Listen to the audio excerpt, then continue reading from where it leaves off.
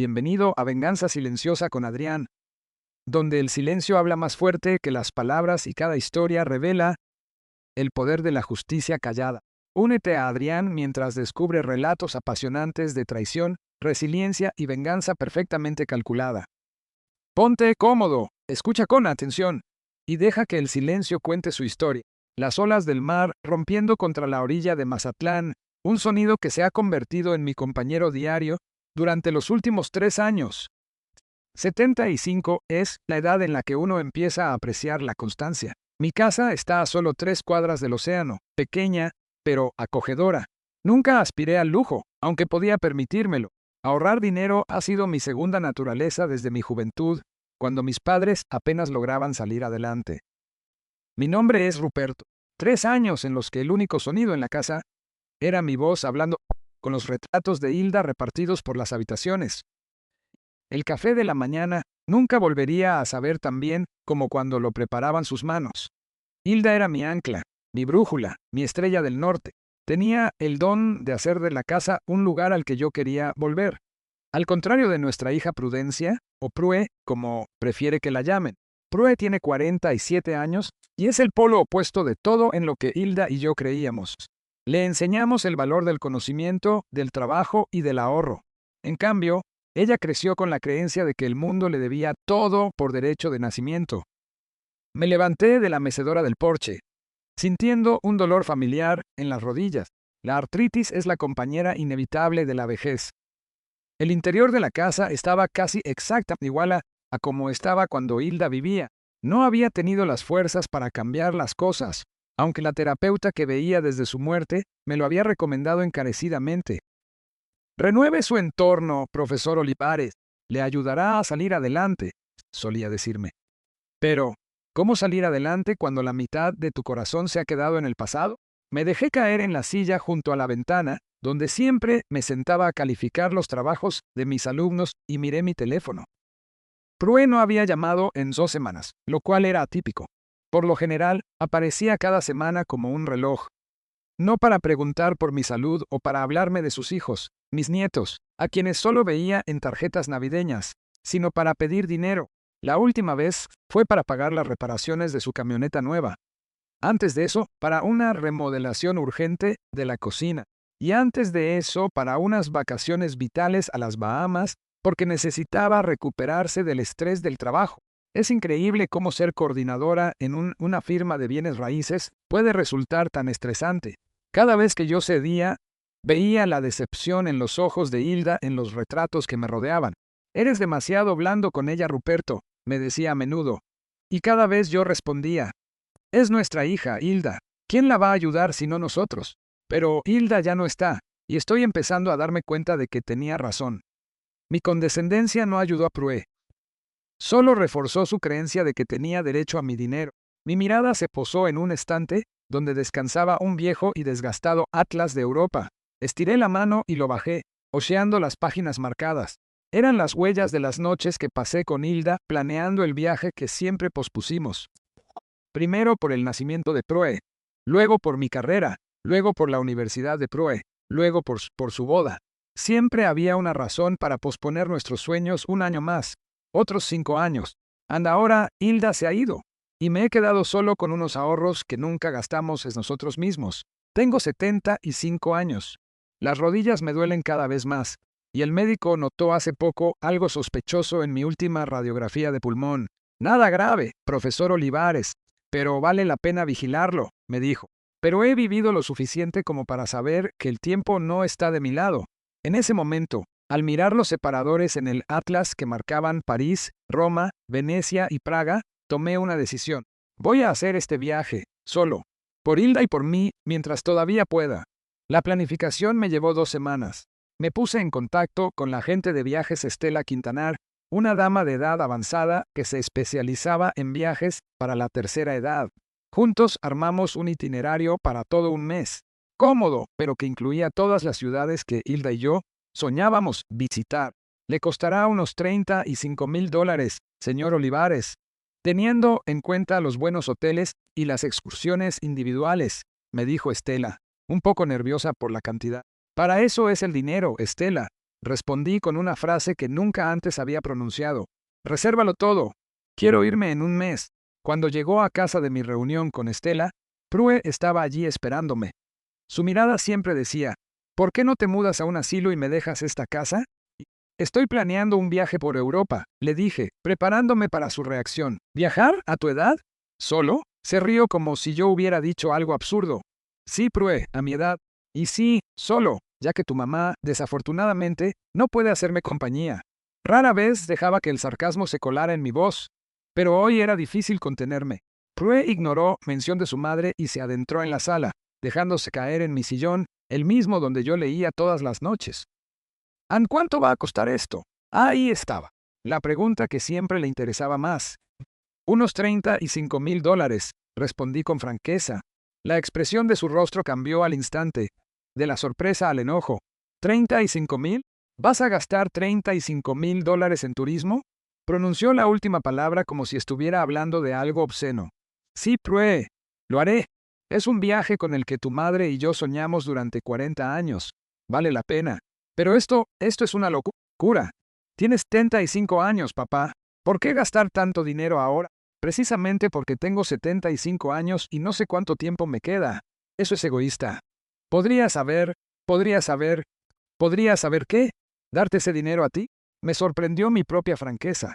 Prue se puso roja, pero no de vergüenza, sino de coraje. Soy tu hija. Tengo hijos que necesitan pagar la universidad y tú vas a tirar $35,000 en un viaje del que tal vez ni siquiera regreses. Mis nietos ni siquiera están en la preparatoria todavía, Prue. Les faltan al menos 6 años para la universidad y yo estoy pagando la colegiatura de su escuela privada. Por si lo has olvidado, eso no es lo mismo. Has estado ahorrando toda tu vida. ¿Y para qué? ¿Para despilfarrarlo todo antes de morir? Sus palabras me calaron más hondo de lo que esperaba.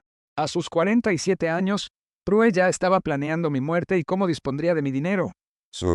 He estado ahorrando para asegurar mi vejez y para ayudarte a salir adelante. Pagué tu universidad, tu boda, te ayudé con el enganche de tu casa. Sigo ayudándote todos los meses, pero ese dinero es mío, Prue, y tengo derecho a gastar una parte en las cosas que me importan. Pero 35,000, eso es parte de mi herencia. Ahí estaba, la palabra que nunca decía abiertamente, pero que siempre flotaba entre nosotros. Herencia. Mi muerte vista como una ganancia financiera. ¿Tu herencia? Mi voz se volvió baja. Algo que solo ocurría cuando estaba verdaderamente furioso. Prue, estás hablando del dinero que gané ahorrando de cada uno de mis sueldos, privándome de un auto nuevo o de vacaciones para que tú pudieras tener todo lo necesario. Ese dinero, no es tuyo. Será tuyo cuando yo ya no esté. Si así lo decido, si así lo decides. Su voz subió una octava. ¿Qué significa eso? ¿Me estás amenazando con desheredarme? ¿Por qué? ¿Por preocuparme por ti y por tus gastos insensatos? No estás preocupada por mí, Prue. Estás preocupada por el dinero. ¿Cómo te atreves? Vengo a visitarte, te llamo. Vienes cuando necesitas dinero. Llamas cuando necesitas dinero. ¿Cuándo fue la última vez que me preguntaste cómo me sentía?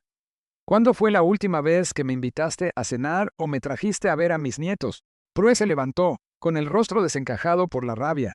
Viejo ególatra y desagradecido. Toda tu vida ha sido así. Solo te importaban tu trabajo, tus libros, tus alumnos. Incluso mi mamá quedaba en segundo plano. Esto era demasiado. Mencionar a Hilda en ese contexto me hizo ponerme de pie a pesar del dolor en mis rodillas. No te atrevas a hablar así de tu madre. Ella siempre fue lo primero para mí y lo sabes. ¿Ah, sí? Entonces, ¿por qué nunca hicieron ese bendito viaje a Europa mientras ella vivía? Porque te dolía gastar el dinero. Anda, ahora que está muerta, ¿de repente decides gastar $35,000 en un viaje? ¿Dónde está la lógica, papá? Apreté los puños intentando contener mi coraje.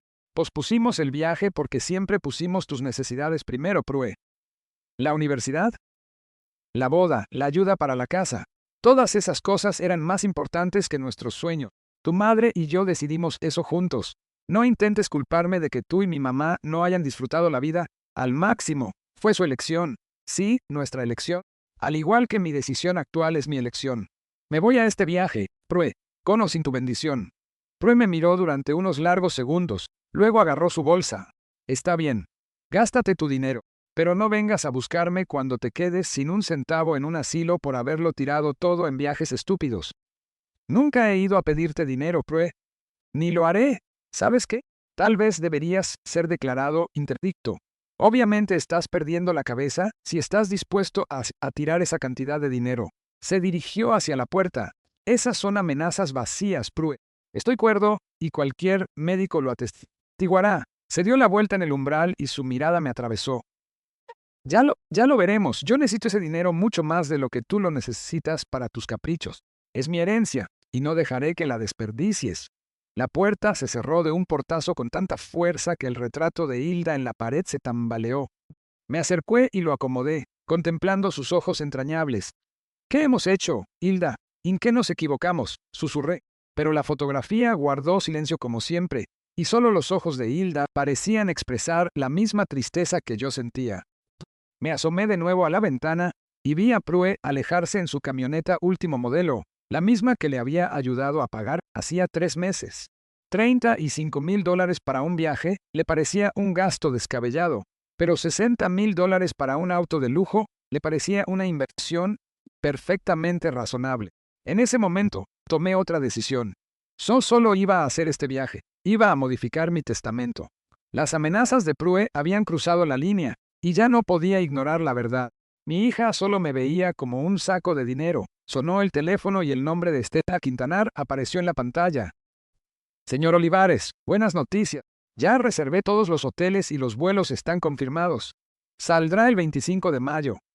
Gracias, Estela. Eso es exactamente lo que necesito escuchar en este momento. Por primera vez en los 3 años transcurridos desde la muerte de Hilda, sentí algo parecido a la ilusión. Iba a hacer realidad nuestro sueño, aunque fuera solo, pero llevándola en mi corazón, y ninguna de las amenazas de Prue podría impedir que sucediera. Al menos eso era lo que pensaba en ese momento. Después de que Prue se fue, me quedé sentado en silencio durante mucho tiempo, mirando el gastado atlas sobre mis piernas. Las amenazas de mi hija resonaban en mis oídos, pero no debilitaron mi determinación. Al contrario, la fortalecieron. Por la mañana, llamé a mi viejo amigo y abogado, el licenciado Valenzuela, para concertar una cita para revisar el testamento. Por primera vez en años, sentí la necesidad de protegerme de mi propia hija. Pasé los siguientes días sumergido en los agradables preparativos del viaje. Hice una lista de las cosas necesarias. Renové mi guardarropa, comprando algunas camisas ligeras y zapatos cómodos para las largas caminatas. Saqué de la bodega mi vieja maleta, que había sobrevivido a decenas de congresos académicos, y la limpié a fondo. En el fondo, encontré una etiqueta de equipaje con la caligrafía de Hilda, un recuerdo de nuestro último viaje juntos a Boston hace 6 años. Mientras revisaba los libros que quería llevar conmigo, me topé con un viejo álbum de fotos. Me senté en el sillón y empecé a hojear las páginas, viajando en el tiempo. Aquí está Prue, recién nacida, tan pequeña en los brazos de Hilda. Aquí tiene 3 años, riendo, sentada sobre mis hombros en el parque. Aquí está Prue a los 5 años, con una expresión de absoluto entusiasmo en el rostro al abrir su regalo de Navidad, un libro de cuentos de hadas que yo mismo leía cuando era niño. ¿En qué momento se torció todo? Pasé la página. Prue en la escuela primaria, ya con el ceño fruncido y los brazos cruzados sobre el pecho. A su lado estaban los otros niños, los hijos de médicos, abogados y empresarios, vestidos con ropas caras. Hilda y yo siempre habíamos intentado darle a Prue todo lo necesario, pero nunca consentimos caprichos excesivos. Le estamos enseñando a valorar lo que tiene en lugar de codiciar lo que no tiene, solía decir Hilda, cuando Prue empezaba a lloriquear por otro juguete costoso o ropa de marca como los demás niños. Quizás el problema empezó a gestarse justo ahí, en la primaria, donde Prue se comparaba con niños de familias más acomodadas. Vivíamos con modestia. El sueldo de profesor nunca fue enorme, e Hilda trabajaba como maestra de escuela. Ahorrábamos dinero en lugar de gastarlo en lujos ostentosos, pero parece que para Prue las posesiones materiales se convirtieron pronto en la medida del éxito y la felicidad. Seguí hojeando el álbum. La adolescencia de Prue estuvo marcada por constantes discusiones sobre dinero, ropa y permisos para salir de fiesta. Empezó a decir que nuestra casa era patética, nuestros autos destartalados y nuestro estilo de vida aburrido. A Hilda le dolían esas palabras mucho más que a mí. Yo veía la educación y el conocimiento como la verdadera riqueza, y los bienes materiales como algo secundario. Hilda, en cambio, quería que su hija amara su hogar y se sintiera orgullosa de él. La universidad no hizo más que agravar el problema. Prue eligió una universidad de prestigio, mucho más cara de lo que podíamos permitirnos, pero no quisimos limitar sus ambiciones. Pedimos una hipoteca adicional sobre la casa para pagar sus estudios. Hilda consiguió un segundo trabajo. Yo di horas extras y cursos de verano. Nuestro viaje a Europa se pospuso una vez más, pero en lugar de mostrarse agradecida, Prue volvía a casa con historias de las lujosas vacaciones de sus amigos, autos caros y ropa fina que ella no podía pagar, y cada vez nos miraba como si nosotros la hubiéramos privado personalmente de todo aquello. Al pasar otra página del álbum, vi una foto de su graduación universitaria. Prue con su toga entre Hilda y yo, con una extraña sonrisa. Ese día nos dijo, espero que ahora por fin pueda vivir como una persona normal. Fue una frase extraña, como si 4 años en una universidad costosa hubieran sido una privación en lugar de un privilegio para ella. Después de la universidad, se casó con Claudio Ortiz, un hombre con ambiciones materiales muy parecidas. Claudio trabajaba en bienes raíces y siempre hablaba de grandes negocios y nuevas oportunidades, pero esas oportunidades nunca parecían materializarse en un éxito financiero real. Sin embargo, compraron casas que no podían pagar, autos que no podían pagar y enviaron a sus hijos a escuelas privadas de élite. Y cada vez que su castillo de naipes financiero amenazaba con derrumbarse, Prue acudía a nosotros. Primero fueron préstamos temporales, luego ayuda sin más. Después se convirtió en una expectativa mensual de que complementáramos sus ingresos para mantener el estilo de vida que ellos habían elegido. Hilda siempre estuvo en contra, pero yo no podía decirle que no a mi única hija. Es nuestra hija, Hilda. No podemos dejarla sufrir. Pero no la estamos ayudando, Ruperto, respondía Hilda. Estamos fomentando su irresponsabilidad. Nunca aprenderá a vivir dentro de sus posibilidades. Hilda tenía razón, como siempre, y ahora, 3 años después de su muerte, yo cosechaba los frutos de mi debilidad. Prue no solo esperaba mi dinero, sino que lo consideraba suyo por derecho. Cerrando el álbum, caminé hacia la ventana. Mis pensamientos volvieron a mi última conversación con mi hija. Sus amenazas de declararme incapaz parecían vacías. Pero, ¿y si de verdad lo intentaba? ¿Estaría mi propia hija dispuesta a hacer semejante bajeza solo para tomar el control de mis finanzas? Saqué mi teléfono celular y marqué al licenciado Valenzuela. Mi viejo amigo respondió al segundo tono. Licenciado, habla Ruperto. Me gustaría adelantar nuestra reunión lo antes posible. La situación puede ser más grave de lo que pensaba. 2 días después, estaba sentado en la oficina del licenciado Valenzuela, contándole mi conversación con Prue. Me escuchó con atención, tomando notas y haciendo de vez en cuando preguntas aclaratorias. Cuando terminé, se quitó los lentes y se frotó el puente de la nariz, un gesto que yo recordaba de cuando éramos estudiantes juntos. Ruperto, no quiero asustarte, pero los casos como este no son raros. Los hijos intentan obtener el control de las finanzas de sus padres ancianos, sobre todo si hay una cantidad importante de por medio. Pero para declararte interdicto, se necesitan pruebas contundentes. Demencia, enfermedad mental, incapacidad para tomar decisiones racionales. Cosa que ella no tiene, dije con seguridad. Exactamente. Sin embargo, vale la pena estar preparados. Te recomiendo que te hagas un examen médico completo y obtengas un informe sobre tu estado mental. Eso será de gran ayuda si el caso llega a los tribunales. ¿De verdad crees que se atreva a demandar? Todavía no podía creer que mi hija fuera capaz de algo así. Espero que no, pero es mejor que estés preparado. El licenciado tenía razón. Programé una cita con mi terapeuta, la doctora Elisa Solares, y le expliqué la situación. Se quedó consternada, pero aceptó ayudarme y me remitió a un neurólogo y a un psiquiatra para que me hicieran evaluaciones adicionales. Pasé las 2 semanas siguientes yendo de un consultorio médico a otro. La resonancia magnética solo mostró cambios propios de la edad, acordes con mis 75 años. La evaluación psiquiátrica confirmó que yo era plenamente capaz y no presentaba ningún deterioro cognitivo. La doctora Solares reunió todos los resultados y preparó un informe detallado. Profesor Olivares, según todos los indicios, usted se encuentra en un estado excelente para su edad. No hay signos de demencia ni de ningún otro deterioro cognitivo. Su función de memoria es excelente. Está plenamente orientado en espacio y tiempo, y su capacidad para tomar decisiones es incuestionable. Le di las gracias y recogí copias de todos los documentos para el licenciado Valenzuela. De camino a casa, reflexioné sobre lo absurda que era la situación. Tenía que demostrar mi cordura debido a las amenazas de mi propia hija. En casa, reanudé los preparativos del viaje con renovadas fuerzas.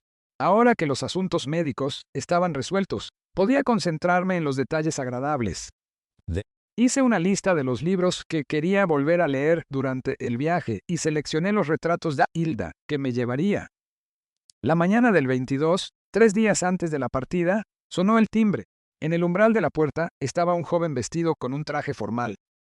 ¿El profesor Ruperto Olivares?, preguntó en tono oficial. Sí, soy yo. Tendrá que firmar de recibido para entregarle estos documentos. Me tendió una carpeta. Con el corazón encogido, la abrí justo después de que el mensajero se retirara. Dentro había una notificación del tribunal. Prudencia Ortiz, de Soltera Olivares, había presentado una solicitud para declararme interdicto y ser nombrada tutora de mis bienes. Los motivos: despilfarro irrazonable de fondos que probablemente resultaría en el empobrecimiento total del demandado y signos de demencia senil. Me dejé caer en la silla, sintiendo cómo me temblaban las manos. Una cosa es lanzar amenazas y otra muy distinta es cumplirlas.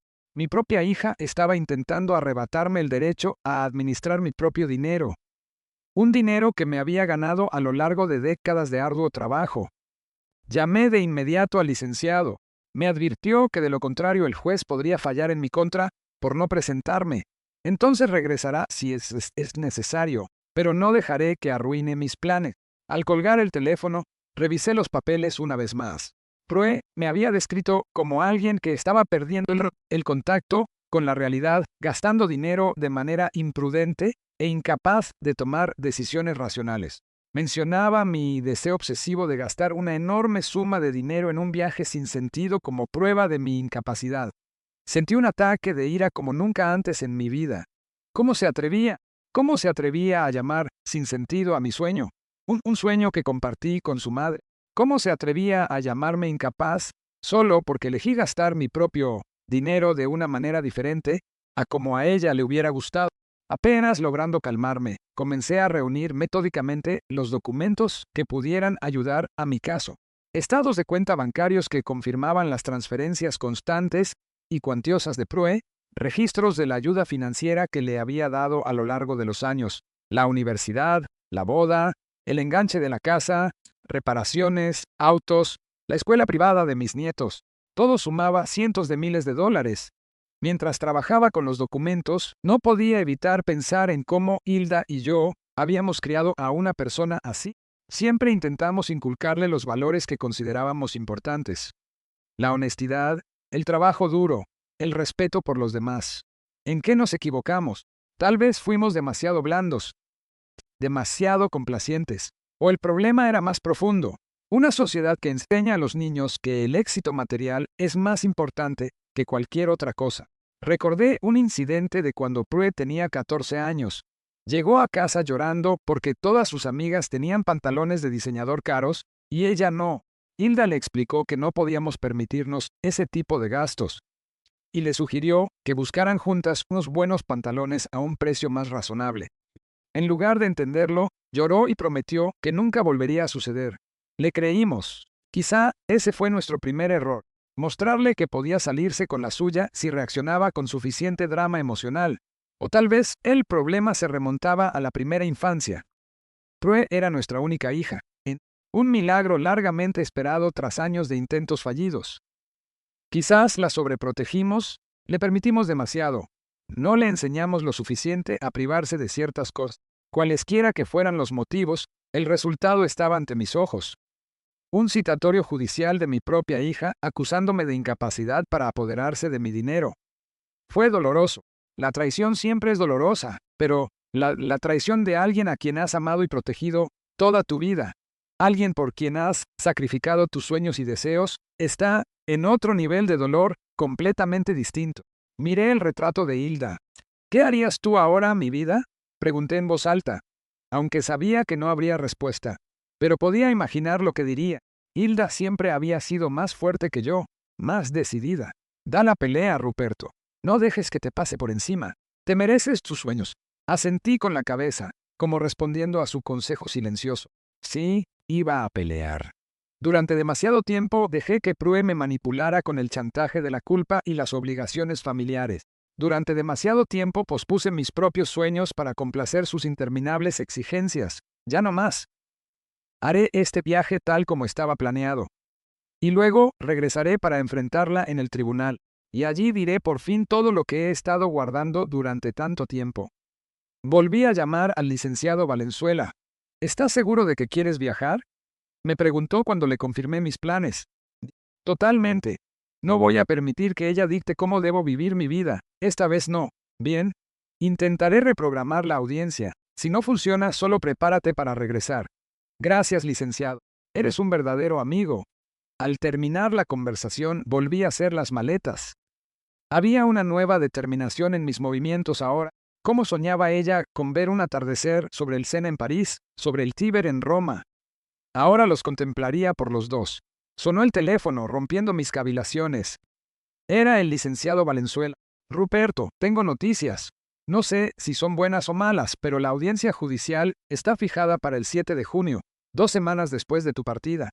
Eso es bueno, creo. Estaré de regreso a tiempo para eso. Sí, pero hay una cosa más. Conseguí una copia de todos los documentos que presentó Prue. No solo quiere el control de tus finanzas, Rupert. Le está pidiendo al tribunal una orden de restricción temporal contra cualquier gasto importante hasta que se dicte sentencia. ¿Qué? Ella no puede hacer eso. Puede intentarlo. El tribunal debe examinar esa petición en los próximos días. Si se la conceden, no podrás pagar tu viaje. Sentí cómo la sangre se me escapaba del rostro. Prue de verdad estaba intentando hacer todo lo posible para detenerme. ¿Qué podemos hacer? Presentar una contrapetición, explicar que el viaje ya está pagado y que cancelarlo supondría una pérdida financiera significativa. Pero, siendo honesto, Ruperto, las posibilidades son pocas. Apreté el teléfono con fuerza. Haz lo que puedas, licenciado. No me voy a rendir sin pelear. Al colgar el teléfono, me tomé mi whisky de un solo trago. La guerra estaba declarada. Mi propia hija se había convertido en mi oponente en la batalla por el derecho a controlar mi propia vida y mi dinero. Bueno, si quiere guerra, la tendrá. Pasé 42 años enseñando a mentes jóvenes a analizar, a encontrar motivos ocultos y a construir argumentos convincentes. Yo no era el viejo desamparado que ella creía. Con estos pensamientos en mente, me fui a la cama, preparándome para una batalla que nunca quise librar, pero que ya no podía eludir. El Palacio de Justicia, una enorme estructura de piedra gris, me pareció especialmente inhóspito aquella mañana de junio. Me acomodé la corbata y entró, donde el licenciado Valenzuela ya me estaba esperando. Mi viejo amigo lucía sereno y confiado en su impecable traje azul marino. ¿Cómo te sientes?, me preguntó, estrechando mi mano con firmeza. Como un hombre que tiene que litigar contra su propia hija, respondí, intentando mantener la calma. Mi viaje a Europa terminó antes de lo previsto. Tuve tiempo de visitar París y Roma, pero la noticia de que el tribunal se negaba a reprogramar la audiencia para una fecha posterior me obligó a acortar el viaje. Regresé a Mazatlán 2 días antes de la fecha señalada, cansado por el vuelo, pero decidido a defenderme. Recuerda, Ruperto, me habló en voz baja el licenciado mientras subíamos las escaleras hacia la sala del tribunal. Es importante mantener la calma, sin importar lo que digan Prue o su abogado. El juez Campomanes es conocido por su respeto a los adultos mayores, pero también vigila muy de cerca su comportamiento en la sala. Asentí con la cabeza.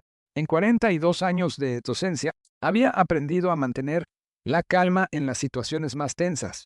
Los alumnos a veces habían sido agresivos, los padres exigentes, los directivos implacables, pero esta era la primera vez que tenía que defenderme de acusaciones de incapacidad formuladas por mi propia hija. La sala del tribunal estaba a medio llenar. En la primera fila divisé a Prue al lado de un hombre con un traje costoso. Su abogado, supuse. Se veía impecable. Traje sastre riguroso, peinado perfecto, maquillaje moderado. La viva imagen de una hija abnegada y preocupada por el estado de su anciano padre. Era irónico. Miró en mi dirección, pero no hizo ningún intento de saludarme. Sus ojos, tan parecidos a los de Hilda, se mostraban fríos y calculadores. Sentí una punzada de dolor. ¿Cómo habíamos llegado a este punto? De pie todos, el tribunal está en sesión. Preside el honorable juez Jofre Campomanes, anunció el alguacil. El juez Campomanes, un hombre de unos 60 años con una mirada penetrante bajo unas cejas espesas y encanecidas, entró en la sala y tomó asiento. Tras las formalidades y la presentación de las partes, se dirigió al abogado de Prue. Licenciado Huizar, puede comenzar. Ramiro Huizar, un hombre alto con el cabello castaño perfectamente peinado, se levantó de su asiento. Se movía con la confianza de un hombre acostumbrado a ganar. Su señoría, nos reunimos hoy aquí por un asunto muy delicado pero sumamente importante. Lo que está en juego es el bienestar de un adulto mayor que, lamentablemente, ha comenzado a mostrar signos de deterioro cognitivo, lo que lo hace vulnerable a pérdidas financieras. Sentí que se me apretaba el puño, pero con un esfuerzo de voluntad me obligué a relajarme. Mantén la calma, Ruperto. Mantén la calma. Mi cliente, la señora Prudencia Ortiz, ha acudido a este tribunal no por interés propio, sino por una profunda preocupación por el bienestar de su padre. Presentaremos pruebas de que el profesor Olivares está tomando decisiones financieras que son completamente contrarias a sus hábitos previos de ahorro. El licenciado Huizar hizo una pausa antes de continuar. Su señoría, permítame presentar un ejemplo concreto. El profesor Olivares, un hombre que se ha pasado la vida entera ahorrando cada centavo, de repente decidió gastar $35,000 en un viaje a Europa. Para un hombre de su edad, ese viaje no solo es financieramente insensato, sino potencialmente peligroso. Apenas me contuve de protestar. Mi salud era excelente para mi edad y mi médico había autorizado el viaje. Además, el hecho de que por fin hubiera decidido gastar parte de mis ahorros en un sueño de toda la vida me convertía en un incapaz. El licenciado Valenzuela presentó al tribunal los informes médicos que confirmaban mi capacidad jurídica y detalló la ayuda financiera que le había dado a Prue en los últimos años, más de $170,000. El juez escudriñó los documentos y el rostro de Prue se tensó visiblemente. Cuando llegó el momento de testificar, Prue me describió como una persona olvidadiza y cambiada, que de repente había empezado a gastar dinero a lo loco. Afirmó que incluso le había dado dinero a un jardinero para un supuesto negocio. Una completa mentira, ya que yo ni siquiera tenía jardinero. Cuando intenté hablar con él al respecto, se puso agresivo y me acusó de querer quitarle su dinero. Esto es completamente ajeno al padre que he conocido toda mi vida, declaró Prue. Durante el contrainterrogatorio, el licenciado Valenzuela logró que Prue admitiera que había recibido $60,000 míos para un auto nuevo solo unos meses antes del juicio. Cuando le preguntó por qué no le preocupaba mi supuesta incapacidad en ese entonces, ella se vio acorralada. Son situaciones diferentes. Un auto es una necesidad, viajar es un exceso, respondió ella. ¿Necesidad para quién, señora Ortiz? ¿Para usted o para su padre?, rebatió el licenciado. Cuando me tocó testificar, hablé del viejo sueño que Hilda y yo compartíamos de viajar a Europa, de cómo seguimos posponiendo el viaje debido a las necesidades de la familia y de mi decisión de ir tras ese sueño mientras tuviera la oportunidad. El abogado de Prue intentó pintar mi decisión como un cambio irracional de carácter, pero mantuve la calma y di respuestas sensatas, lo que evidentemente lo frustró. En su alegato final, el licenciado Huizar insistió en que mis acciones eran un signo de deterioro cognitivo. Un hombre que ha sido ahorrador toda su vida decide de repente gastar una gran suma en un viaje en su vejez. Cambia su testamento restringiendo el acceso de su hija a la herencia. Estas no son las acciones de un hombre que piensa con claridad y racionalidad. En respuesta, el licenciado Valenzuela señaló las pruebas médicas y enfatizó mi derecho a disponer de mis fondos como mejor me pareciera. Tras los alegatos finales, el juez ordenó un breve receso para deliberar sobre todas las pruebas. Me quedé sentado en silencio, dándome cuenta de la gravedad de la situación. Mi hija, mi propia sangre, estaba dispuesta a difamarme públicamente. a distorsionar la verdad sobre mi estado de salud solo para quedarse con mi dinero. Cuando se reanudó la audiencia, el juez Campomanes se dirigió a mí. Profesor Olivares, he revisado cuidadosamente todos los materiales presentados. Los informes médicos indican con total firmeza que usted es plenamente competente, pero me gustaría escucharlo de viva voz. ¿Cómo explica un cambio tan significativo en sus gastos y en la relación con su hija? Me levanté despacio, sintiendo la mirada de todos los presentes. Su señoría, desde la muerte de mi esposa, he estado replanteándome muchas cosas. Hilda y yo siempre habíamos dejado de lado nuestros propios deseos por el bien de la familia. Pero cuando ella se fue, me di cuenta de que nuestro mayor sueño se había quedado sin cumplir.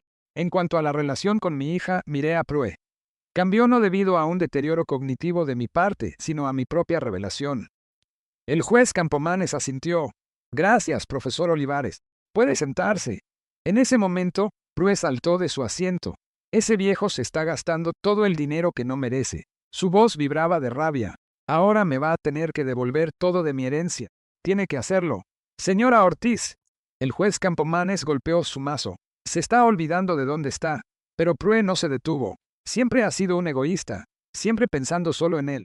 Y ahora quiere robarnos a mí y a mis hijos lo que nos pertenece por derecho. Miré a mi hija, sin reconocer en esa mujer colérica a la niña que Hilda y yo habíamos crianza con tanto amor. Y de repente, una sensación de absoluta claridad me invadió. Me puse de pie. Ella le robó a su propia madre, dije con voz clara y fuerte. El silencio cayó al instante sobre la sala del tribunal. El rostro de Prue se puso blanco y el juez Campomanes me miró con indisimulado asombro. ¿Qué dijo, profesor Olivares? Preguntó. Le robó a su madre, repetí, mirando fijamente a Prue. A mi esposa Hilda, su propia madre, cuando padecía de Alzheimer. Prue se desplomó en su asiento como si las piernas ya no la sostuvieran. El juez parecía consternado. Profesor Olivares, esta es una acusación muy grave. ¿Tiene pruebas? Asentí con la cabeza. Las tengo, su señoría, y estoy preparado para presentarlas. Se produjo un silencio sepulcral en la sala. Mis palabras, como una piedra arrojada al agua, crearon ondas de asombro que se propagaron por todo el lugar. El rostro de Prue se puso pálido como el yeso, y en sus ojos se leía el miedo. No la angustia o la vergüenza, sino el pánico real de alguien cuyos secretos estaban a punto de salir a la luz. Profesor Olivares, la voz del juez Campomanes rompió el silencio. Este es un cargo sumamente grave. Le pido que lo explique. Respiré hondo, sintiendo la gravedad del momento. Lo que estaba a punto de decir ya no tendría vuelta atrás. Cambiaría para siempre no solo este juicio, sino también mi relación futura con mi hija, si es que tal relación era siquiera posible. Su señoría, he guardado silencio durante mucho tiempo, tal vez demasiado, pero los acontecimientos de hoy no me dejan otra opción. Miré al licenciado Valenzuela, quien se veía tan sorprendido como los demás. Nunca le había contado toda la situación, aunque él sospechaba que detrás de mi decisión de cambiar el testamento había algo más que una simple desconfianza hacia la responsabilidad financiera de Prue. A mi esposa Hilda le diagnosticaron la enfermedad de Alzheimer hace 8 años. Durante los primeros años, los síntomas fueron relativamente leves, olvidos, desorientaciones ocasionales, pero cada año la afección empeoraba. Los últimos 3 años de su vida fueron especialmente difíciles. Sentí que un nudo se me formaba en la garganta y me detuve para ordenar mis ideas. El año antes de que Hilda muriera, Prue se ofreció a ayudar a administrar las finanzas de su madre. Dijo que sería más fácil para ella encargarse de eso, porque vivía más cerca del banco y podía visitar a su madre con más frecuencia cuando yo estuviera en el trabajo. Yo estuve agradecido por la ayuda. Cuidar de alguien con demencia avanzada es agotador, y cualquier apoyo parecía una bendición. Vi que Prue empezaba a susurrarle algo a su abogado, que parecía cada vez más inquieto. A Prue se le otorgó un poder para administrar la cuenta personal de Hilda, que contenía los ahorros que mi esposa había juntado durante toda su vida. Era el dinero que había reservado de cada uno de sus sueldos como maestra de escuela.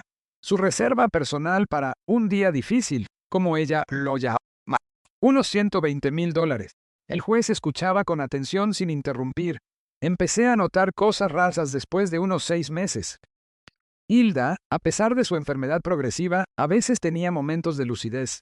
En uno de esos momentos, me preguntó por qué había dejado que Prue comprara un auto nuevo con su dinero. Me quedé desconcertado.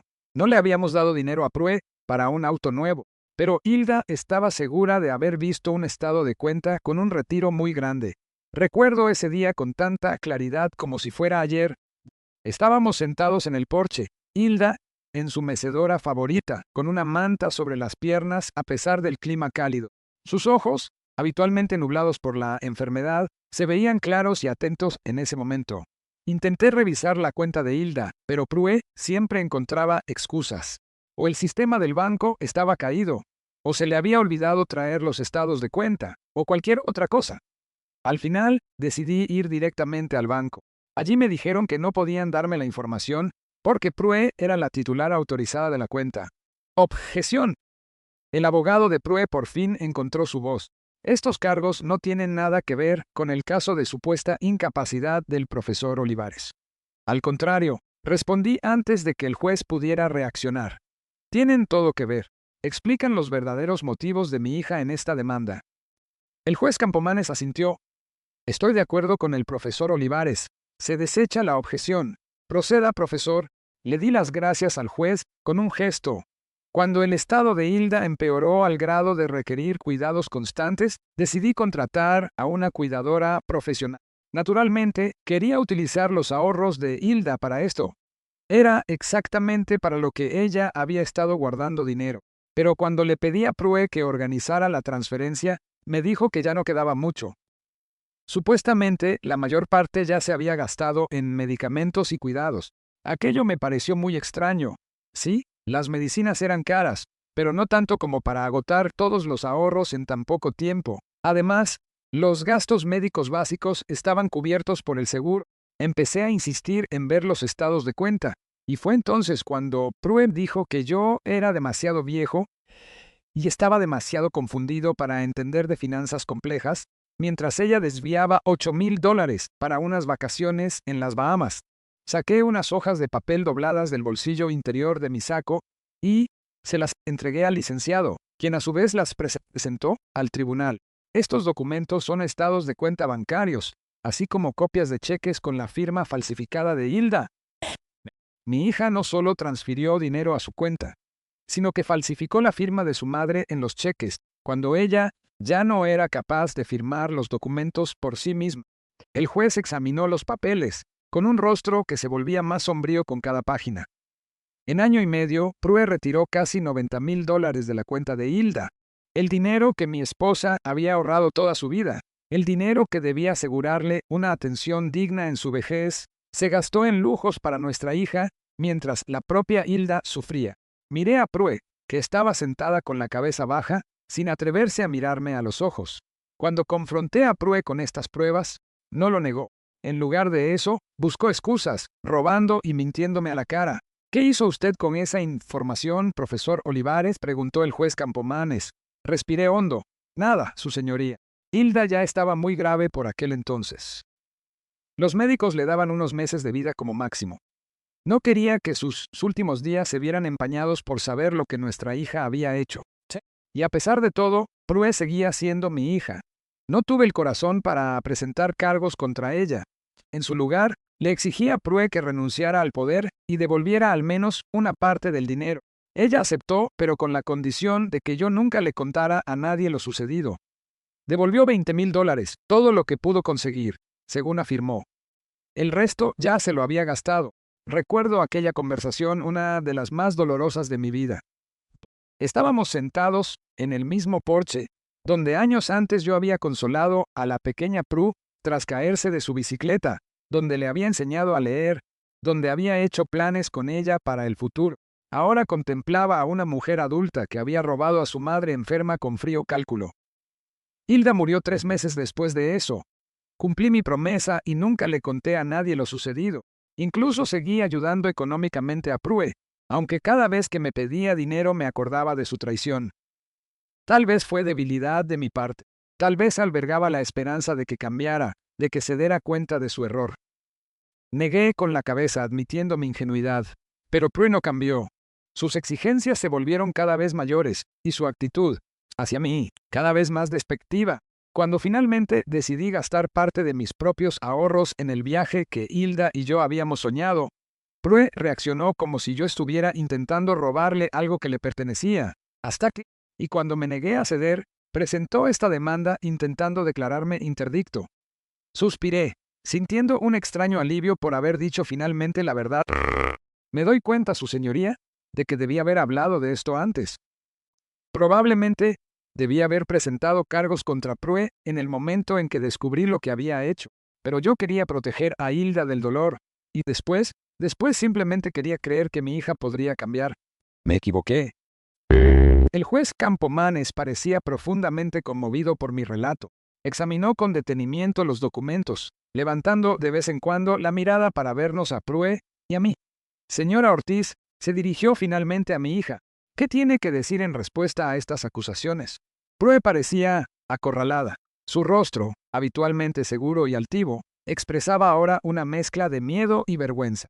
Miró a su abogado, que parecía desear estar en cualquier otra parte, menos allí. Que fue un malentendido. Comenzó a decir con voz temblorosa.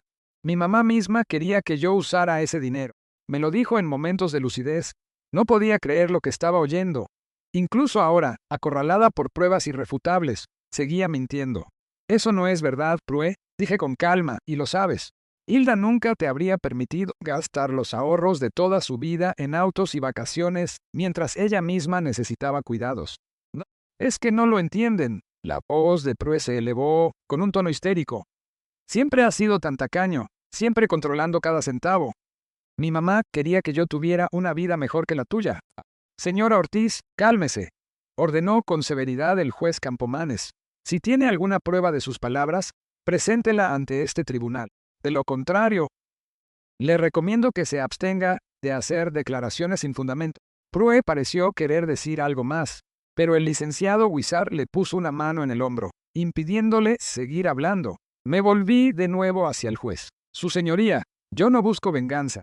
No deseo que se presenten cargos penales contra mi hija, aunque soy consciente de que sus actos podrían tipificarse como abuso financiero contra un adulto mayor y falsificación de documentos.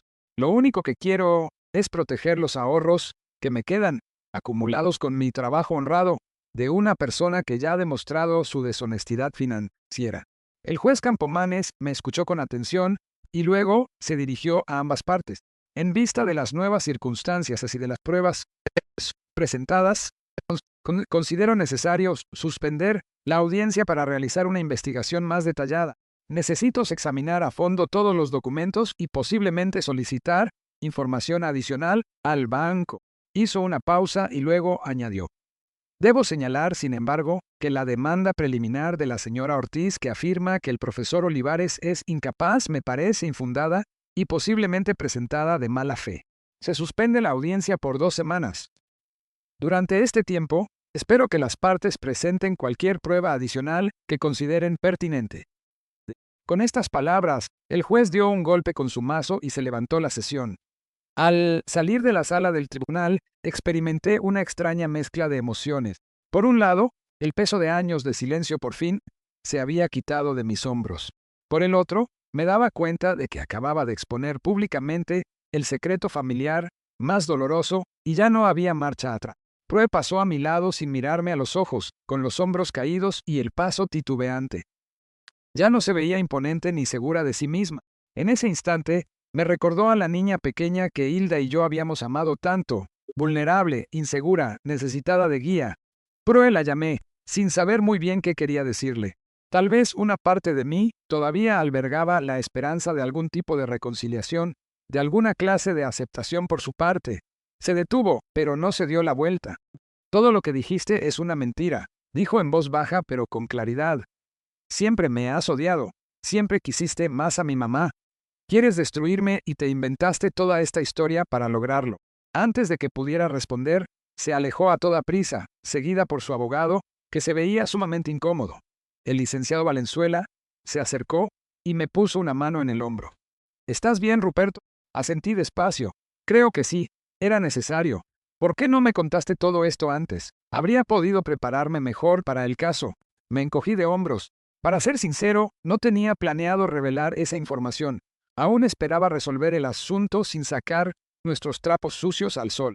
Pero cuando Prue empezó con su diatriba en el tribunal, me di cuenta de que ya no podía quedarme callado. Salimos del Palacio de Justicia y nos dirigimos al auto del licenciado. El día estaba despejado y cálido, pero yo sentía como si las sombras se hubieran espesado a mi alrededor. ¿Anda ahora? ¿Qué? Le pregunté mientras subimos al auto. Ahora toca esperar. El juez Campomanes es conocido por ser muy minucioso. Examinará todos los documentos. Probablemente pedirá un peritaje de las firmas de los cheques. Pero dadas las pruebas presentadas y tu contundente testimonio, estoy casi seguro de que desechará la demanda de Prue. ¿Qué pasará con ella? No pude evitar preguntar. A pesar de todo el dolor que me había causado, seguía siendo mi hija. El licenciado suspiró. Eso depende de muchos factores. Si tú no tienes intenciones de denunciar, probablemente no enfrente repercusiones legales. Por otra parte, si el juez considera que presentó la demanda de mala fe para apoderarse de tus finanzas, podría imponerle el pago de las costas judiciales o incluso una multa. Asentí, contemplando a través de la ventana cómo pasaban las calles de Mazatlán. Curiosamente, no sentía triunfo ni satisfacción porque la verdad hubiera salido a la luz. Solo una tristeza profunda y abrumadora al darme cuenta de que la relación con mi única hija probablemente se había roto para siempre. ¿Sabes? Dije en voz baja, una parte de mí siempre esperó que todo fuera un malentendido, que Prue de verdad se preocupaba por mí, pero que lo expresaba de la manera equivocada, que en algún rincón muy profundo de su ser, seguía siendo la niña que Hilda y yo habíamos amado con tanta devoción. El licenciado me dirigió una mirada llena de simpatía. Lo entiendo, Ruperto, pero hiciste lo que tenías que hacer. Te protegiste a ti mismo y resguardaste la memoria de Hilda. A veces eso es todo lo que está en nuestras manos. Nos estacionamos frente a mi casa. Le di las gracias al licenciado y bajé del auto, sintiéndome más viejo que nunca. Al entrar, lo primero que hice fue acercarme al retrato de Hilda en la pared. Le dije, mi amor, susurré, contemplando sus ojos sonrientes en la foto. Perdóname por no haberlo hecho antes. ¿Era solo mi imaginación o sus ojos se veían más llenos de paz en el retrato? Tal vez era solo un juego de luces, pero me sentí extrañamente aliviado, como si me hubiera quitado un fardo pesadísimo que había cargado durante demasiado tiempo. Me recliné en mi sillón, sintiendo un cansancio repentino. Los acontecimientos del día me habían agotado física y emocionalmente. Y sin embargo, por primera vez en mucho tiempo, experimenté una profunda calma. La verdad por fin había salido a la luz y, pasara lo que pasara después, estaba listo para enfrentarlo con los ojos abiertos. El teléfono sonó, interrumpiendo mis pensamientos. Era el licenciado Valenzuela. Ruperto, acabo de recibir un mensaje del secretario de Acuerdos. El juez Campomanes ha decidido agilizar el proceso y solicitó hoy mismo los peritajes de las firmas y los estados de cuenta. Quiere resolver el caso lo antes posible. ¿Eso es bueno o malo? Pregunté, sin comprender del todo las implicaciones. Es bueno para ti. Significa que el juez ha tomado en serio tus pruebas y quiere resolver la situación rápido. Pero hay algo más. ¿Qué? Me enteré de que el licenciado Huizar se retiró del caso. Ya no representa a Prue. Esta noticia me sorprendió. Huizar parecía un abogado lo bastante experimentado y cínico como para defender los casos más cuestionables. El hecho de que se hubiera retirado hablaba por sí solo. ¿Qué significa eso para Prue? Significa que tendrá que buscar un nuevo abogado o representarse a sí misma en la próxima audiencia. Dada la naturaleza de la información revelada, dudo que muchos abogados quieran tomar su caso. Asentí con la cabeza, aunque el licenciado no podía verme por teléfono. Gracias por la información, amigo. Mántenme al tanto si te enteras de algo más. Al colgar, caminé hacia la ventana y contemplé el océano que se divisaba a lo lejos. Las olas avanzaban con un ritmo acompasado, un recordatorio de la constancia del cambio. Mareas que van y vienen, altibajos. Así es como funciona la vida. Pensé en Prue, en cómo había crecido, en los momentos en que noté las señales de alerta, pero las ignoré o les busqué justificación. Recordé cómo siempre sentía envidia de lo que no tenía, sin valorar jamás lo que poseía. Tal vez, Hilda y yo cometimos errores en su crianza. Quizá le dimos demasiado, o, por el contrario, No le explicamos con suficiente claridad el valor del esfuerzo y de la honradez. O tal vez era algo más profundo, un vacío interno que Prue intentaba llenar con cosas materiales y que nosotros, como padres, no supimos reconocer y sanar a tiempo. De todos modos, ya era demasiado tarde para corregir los viejos errores. Prue era una mujer adulta, responsable de sus decisiones y sus actos, y yo era un anciano que finalmente había decidido vivir los años que le quedaban libre de la carga de los secretos y la manipulación. Mañana sería un nuevo día y fuera lo que fuera que el futuro trajera, estaba listo para afrontarlo con la mente despejada y el corazón tranquilo. Los días siguientes a la audiencia pasaron para mí como en un torbellino. Pasé la mayor parte del tiempo en casa, sin deseos de ver ni hablar con nadie. La necesidad de exponer públicamente la vergüenza familiar me había dejado exhausto emocionalmente. Cada vez que sonaba el teléfono, me sobresaltaba, temiendo que fuera Prue lista para descargar más acusaciones o amenazas sobre mí, pero no llamó. La mañana del jueves, 3 días después del juicio, sonó el timbre.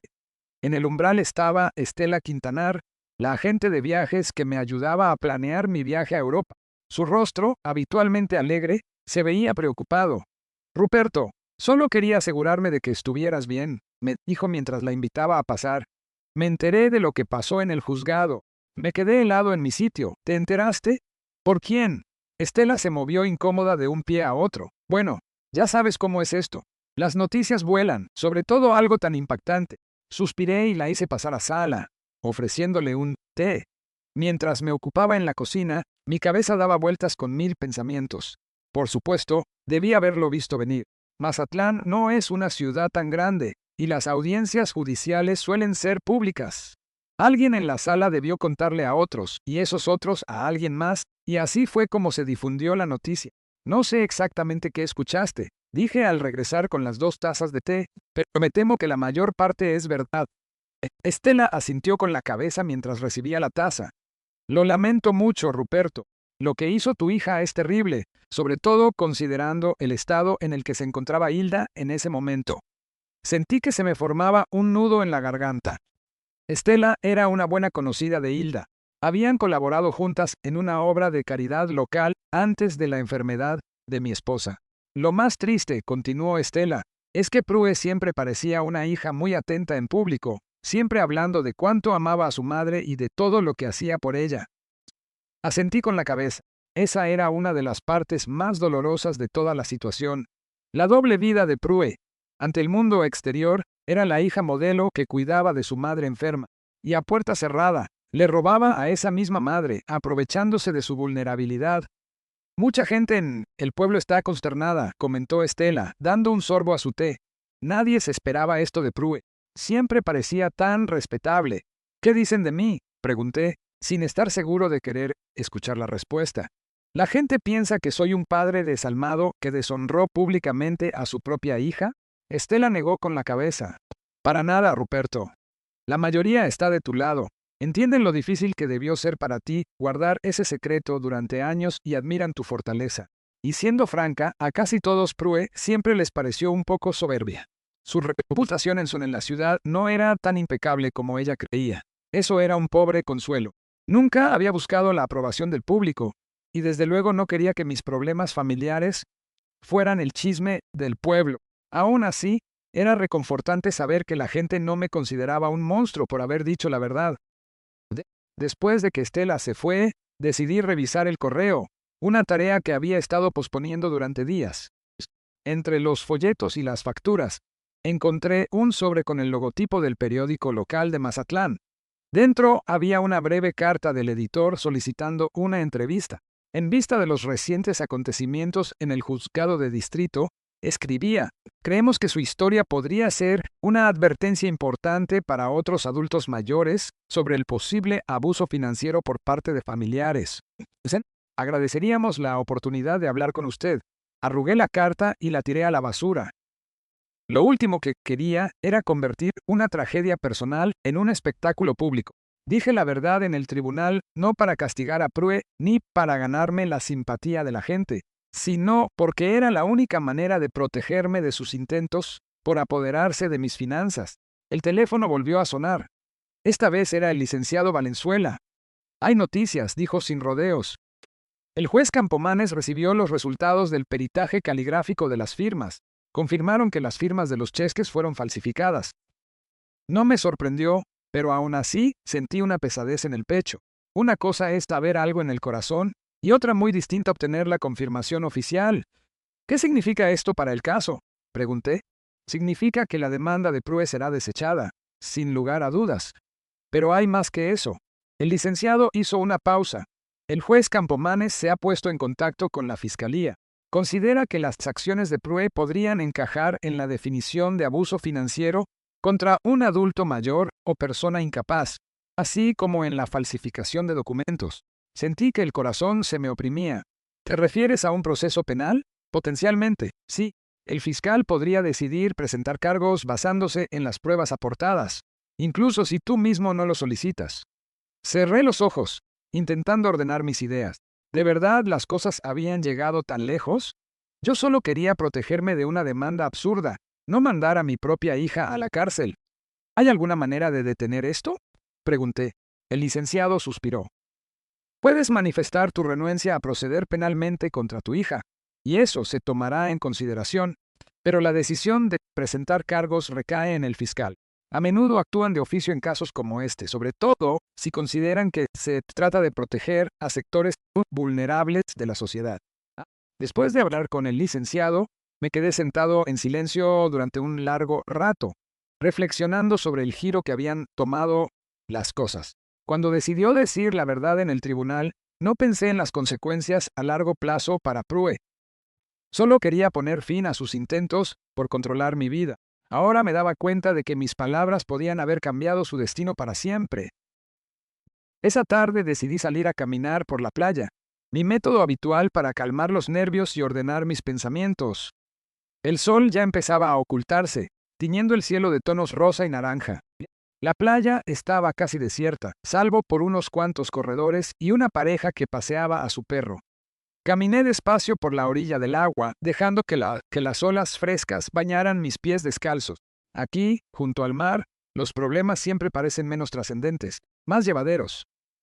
La inmensidad del horizonte era un recordatorio de que nuestros dramas personales no son más que una diminuta fracción de este vasto mundo. ¿Profesor Olivares?, escuché una voz a mi espalda. Al darme la vuelta, vi a Leonel Cruces, un antiguo alumno que había asistido a mis cátedras sobre Shakespeare hacía unos 10 años. Ahora trabajaba en un bufete de abogados local. «Leonel, qué sorpresa. Esperaba encontrármelo», me dijo, estrechando mi mano. «Suelo verlo caminar por aquí por las tardes». «¿Me has estado siguiendo?», pregunté con una leve sonrisa. Leonel sonrió con timidez. «En cierto modo. Me enteré de lo que pasó en el tribunal y quería hablar con usted, pero no estaba seguro de si querría recibir visitas en su casa». Asentí, agradeciendo su delicadeza. «Bueno, ya me encontraste. ¿De qué querías hablar?». Empezamos a caminar despacio por la orilla. «Trabajo en un despacho especializado en la defensa jurídica de adultos mayores», comenzó Leonel. «Por desgracia, los casos como el suyo no son nada raros. El abuso financiero por parte de familiares es una de las formas más comunes de maltrato a la tercera edad». Me estremecí ante la palabra abuso. Nunca había pensado en las acciones de Prue en esos términos, aunque objetivamente hablando, encajaban en esa definición. «El problema», continuó Leonel, «es que muchos casos se quedan sin resolver. Las víctimas suelen sentir demasiada vergüenza para admitir que han sido engañadas por sus propios hijos, o temen destruir los lazos familiares. El que usted haya encontrado las fuerzas para decir la verdad, incluso bajo tanta presión, es un paso sumamente importante». No quería hacerlo público, dije en voz baja. Guardé ese secreto durante años y planeaba llevármelo a la tumba. Pero Prue no me dejó otra opción. Leonel asintió con comprensión. Y por eso quería hablar con usted. Su historia podría ayudar a otros adultos mayores en una situación similar a tener el valor de defenderse. Nuestro despacho tiene un proyecto de educación jurídica. Organizamos seminarios. Hablamos de los derechos de los adultos mayores, de cómo reconocer los signos de abuso financiero y de qué hacer en estas situaciones. Empezaba a ver hacia dónde iba con esto. ¿Quieres que hable en uno de esos seminarios? ¿Que cuente mi historia? Solo si usted lo desea, añadió Leonel rápidamente. Comprendo lo personal y doloroso que es, pero a veces, al compartir nuestras experiencias, no solo ayudamos a otros, sino que encontramos cierta sanación para nosotros mismos. Medité su sugerencia. Por un lado, la idea de hablar en público sobre una tragedia familiar tan íntima me resultaba desagradable. Por el otro, si mi experiencia podía ayudar a alguien más a evitar una situación parecida, tal vez eso le daría sentido a todo lo vivido. Lo voy a pensar, Leonel, respondí finalmente. Gracias por la propuesta. Nos despedimos y continué mi caminata, reflexionando sobre las palabras de mi antiguo alumno. Tal vez había verdad en lo que decía. Quizás, al contar mi historia, podría transformar una tragedia personal en algo de provecho para los demás. Al volver a casa, encontré un mensaje en la contestadora de Claudio, el esposo de Prue. Su voz se escuchaba tensa y fatigada. Ruperto, habla Claudio, sí. No sé por dónde empezar. Prue me dio su versión de lo que pasó en el juzgado, pero luego hablé con el licenciado Huizar y descubrió la verdad. No tenía la menor idea de lo que había hecho con el dinero de Hilda. Te lo juro, siempre pensé que nuestros problemas económicos se solucionaban gracias a sus ascensos o bonos en el trabajo. Solo quiero que sepas que estoy de tu lado en esto. Me preocupan los niños. Prue está muy mal, y no estoy seguro de que esté manejando todo esto de manera saludable. Por favor, llámame en cuanto puedas. Este mensaje fue inesperado. Claudio siempre me había parecido un hombre débil, influenciado por Prue. El hecho de que tuviera el valor de llamarme y expresarme su apoyo decía mucho. Le devolví la llamada de inmediato. Claudio, habla Ruperto. Recibí tu mensaje. Ruperto, gracias por llamarme. Su voz denotaba un alivio sincero. No estaba seguro de que quisieras hablar conmigo después de todo lo ocurrido. Claro que quiero hablar contigo. Eres mi yerno y el padre de mis nietos. ¿Qué está pasando con Prue? Claudio suspiró. Está en un estado terrible. Casi no sale de su recámara. No quiere comer. Se la pasa llorando o gritando todo el tiempo. Tiene miedo de que la arresten, de perder su empleo cuando todos se enteren de lo que hizo, y le aterra que los niños descubran la verdad. Cerré los ojos, imaginando el estado de mi hija. A pesar de todo el dolor que me había infligido, no podía evitar sentir compasión. Al fin y al cabo, yo era su padre. ¿Y los niños? ¿Saben lo que está pasando? No, no del todo. Saben que algo anda mal, que su mamá está muy triste, pero no les hemos dado detalles. Son demasiado pequeños para entender la complejidad de la situación. Asentí, aunque Claudio no pudiera verme a través de la línea. Mis nietos, Esteban y Liliana, eran todavía unos niños, de 10 y 8 años. No tenían por qué ser rehenes de los problemas de los adultos. Claudio, quiero que sepas que no voy a presentar cargos contra Prue. Ya se lo comuniqué al fiscal a través de mi abogado. No quiero que termine en la cárcel. Gracias, Ruperto. La voz de Claudio flaqueó. Eso significa muchísimo. Sé que Prue hizo algo espantoso y no pretendo justificarla, pero sigue siendo la madre de mis hijos y ellos la necesitan. Lo entiendo. ¿Crees que acepte hablar conmigo? Claudio guardó silencio por un momento. Para serte sincero, no lo sé. Ahora mismo está muy resentida contigo por haberle arruinado la vida. Esas son sus palabras, no las mías. Quizás después de un tiempo, cuando las emociones se hayan calmado un poco, hablamos por unos minutos más, platicando sobre los niños y acordando que podría ver a mis nietos, sin importar cómo avanzara mi relación con Prue. Después de hablar con Claudio, me senté en mi sillón, contemplando los retratos de Hilda distribuidos por toda la habitación. ¿Qué consejo me daría ella ahora? Probable que mostrara compasión, pero manteniéndome firme. Hilda siempre había sido más bondadosa que yo, pero también sabía cómo defender sus principios. A la mañana siguiente, decidí reunirme con la fiscal en persona para expresarle mi postura sobre el posible proceso penal contra Prue. El licenciado Valenzuela organizó el encuentro en su oficina.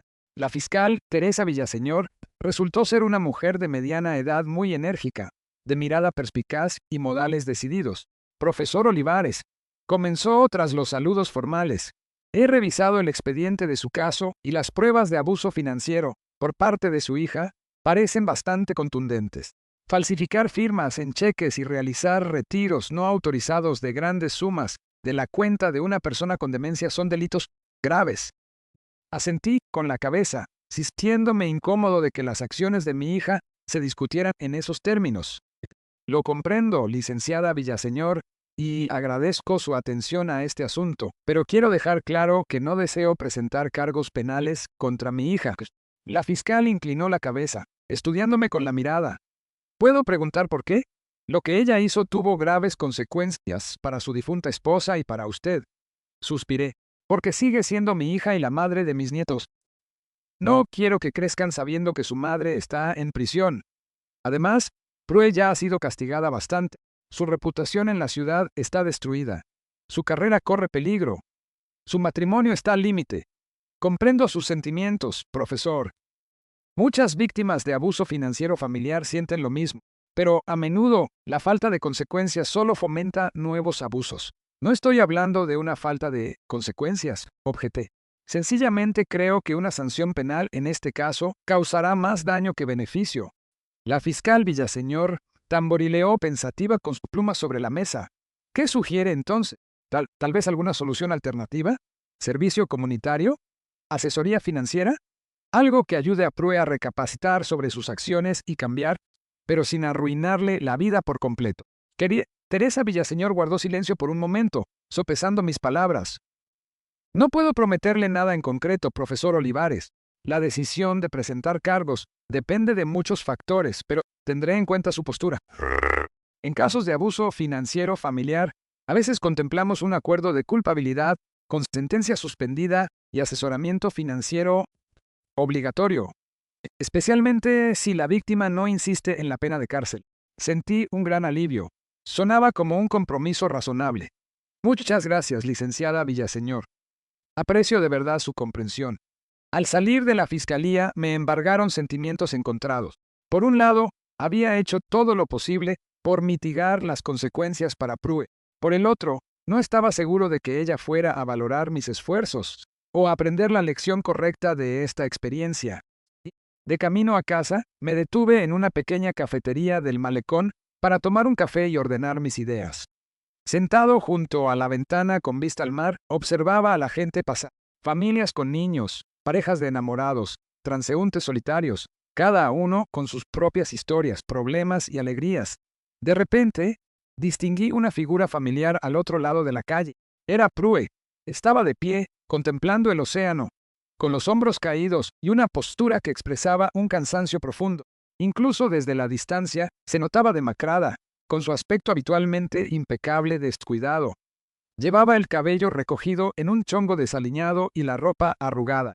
Por un instante, pensé en acercarme, en intentar hablar con ella, pero algo me detuvo.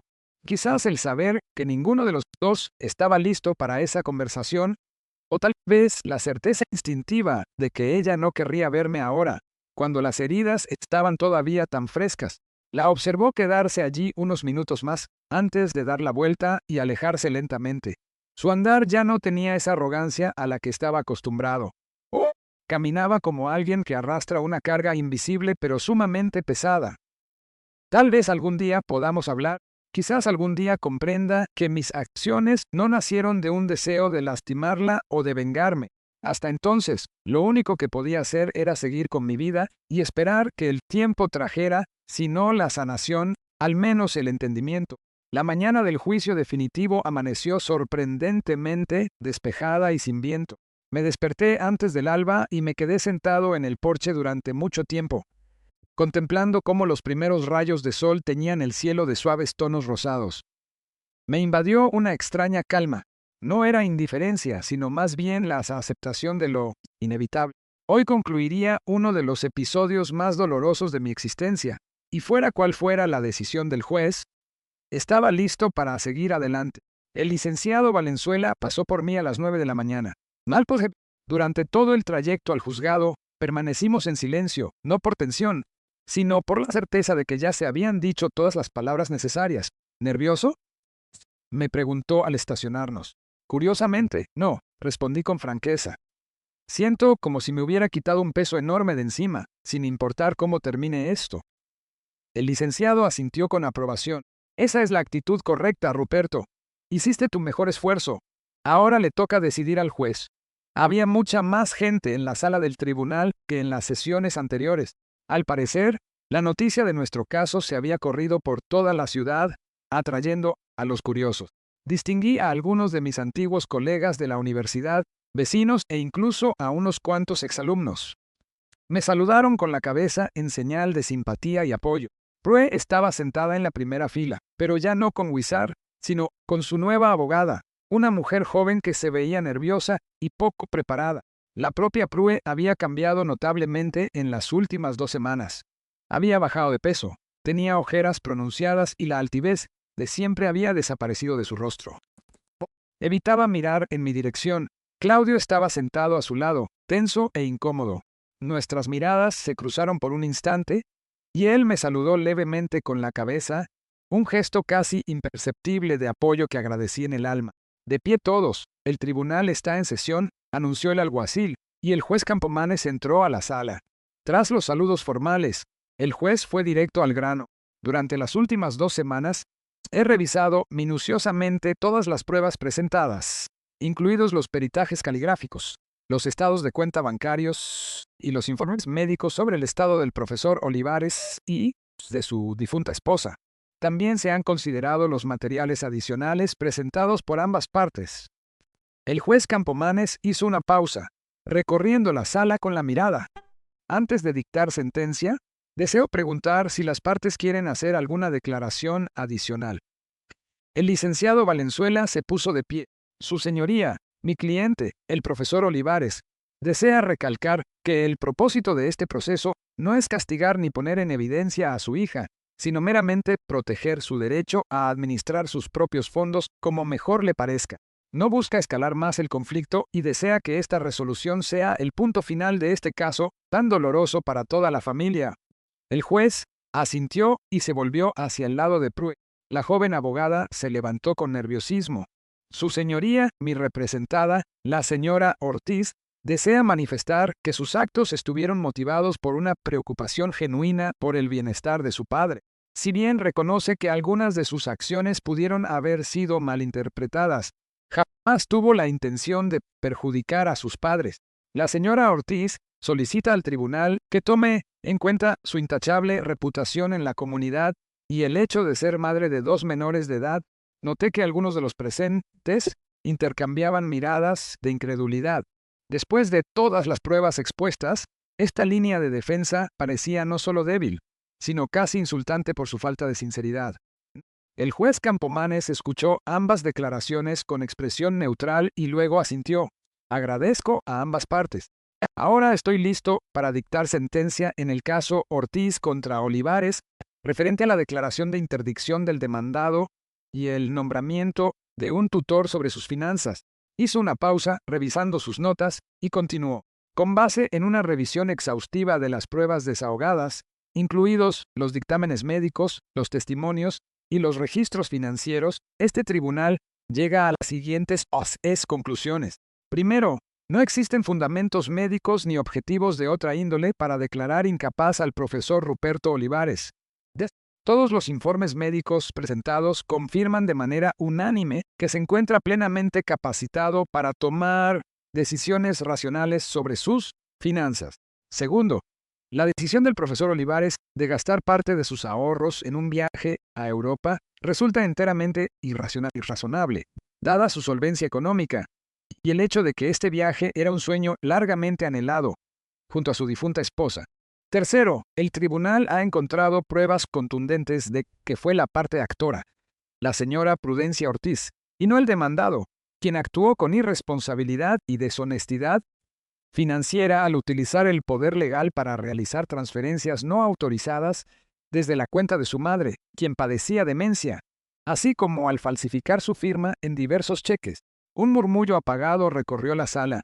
Vi a Prue apretar los puños, mientras su rostro se ponía aún más pálido. Por lo expuesto, continuó el juez Campomanes, este tribunal desecha en su totalidad la demanda de la señora Ortiz para declarar interdicto al profesor Olivares y ser nombrada su tutora financiera. Asimismo, el tribunal determina que esta acción fue promovida de mala fe y con claras intenciones ventajosas para obtener el control de los bienes del demandado. Sentí como la tensión, de la que ni siquiera me había percatado hasta ese instante, comenzaba a desvanecerse. El licenciado me dio un apretón reconfortante en el hombro. Adicionalmente, la voz del juez se volvió más severa. El tribunal ordena a la señora Ortiz reembolsar la totalidad de las costas procesales, incluidos los honorarios del abogado del profesor Olivares, los peritajes de firmas y demás gastos relacionados con el caso. Este tribunal también advierte a la señora Ortiz que las pruebas presentadas sobre sus acciones respecto a la cuenta de la señora Olivares pueden constituir elementos para un ejercicio de la acción penal bajo contra un adulto mayuso financiero o persona incapaz. Non. Prue bajó la cabeza con los hombros sacudidos por el llanto. Claudio colocó con timidez una mano en su espalda, pero ella rechazó su contacto de un tirón. Finalmente, concluyó el juez Campomanes, el tribunal respalda plenamente el derecho del profesor Olivares a disponer de sus fondos como mejor le parezca, incluyendo su decisión de viajar a Europa y modificar las disposiciones de su testamento. Se da por concluido el caso. El golpe del mazo del juez puso fin definitivo a la historia. A mi alrededor, la gente comenzó a levantarse, algunos acercándose para mostrarme su apoyo. Acepté sus felicitaciones con gratitud, pero mi mirada estaba fija en Prue, quien abandonaba apresuradamente la sala acompañada de su abogada. Sin mirar atrás, Claudio se detuvo un momento para acercarse a mí. Ruperto, yo no sé qué decir. No hay nada que decir, Claudio, respondí con tranquilidad. Yo no salí perjudicado por ti. Tú no tienes la culpa de sus actos. Lo sé, pero me siento responsable. Es mi esposa y debí haber notado algo. Preguntar de dónde salía de repente el dinero para el auto nuevo y las reparaciones. Negué con la cabeza. No te culpes. Prue siempre ha sido capaz de ocultar lo que quería ocultar. Ahora solo cuida de los niños. Necesitan estabilidad más que nada. Claudio asintió, con lágrimas en los ojos. Te extrañan mucho. Preguntan por qué su abuelo ya no va a visitarlos. Iré a verlos en cuanto todo esto se calme un poco. Lo prometo. Nos abrazamos brevemente y Claudio se apresuró a alcanzar a Prue, que ya había salido del edificio. El licenciado Valenzuela se veía complacido con el resultado. Victoria absoluta, Ruperto. No pudo haber salido mejor. Asentí, pero no sentí ningún triunfo, solo cansancio y una extraña y punzante sensación de final. Sí, estoy agradecido por la decisión del juez y especialmente por tu ayuda, amigo. No lo habría logrado sin ti. No me agradezcas. Ah, para eso están los amigos, me dio una palmada en el hombro. ¿Qué piensas hacer ahora? Sonreí, sintiéndome ligero por primera vez en mucho tiempo. Terminar de empacar. Mi vuelo a Europa sale en 3 días. Un pequeño grupo de reporteros nos esperaba a la salida del Palacio de Justicia. Al parecer, el caso había atraído más atención de la que imaginaba. Destellos de cámaras, micrófonos, preguntas insistentes. El licenciado me ayudó a cruzar entre ellos, rechazando amablemente pero con firmeza dar declaraciones. No fue sino hasta que estuvimos dentro del auto que noté que me temblaban las manos. La reacción al estrés, que con tanto cuidado había contenido todo este tiempo, finalmente se hacía presente. ¿Estás bien?, me preguntó con preocupación. Sí, solo es la tensión acumulada. Tantas semanas de preparación, de espera, y ahora todo ha terminado. No del todo, observó con cautela. La fiscalía aún está analizando el caso penal contra Prue, suspiré. Lo sé, pero hice todo lo que estuvo en mis manos para mitigar su situación.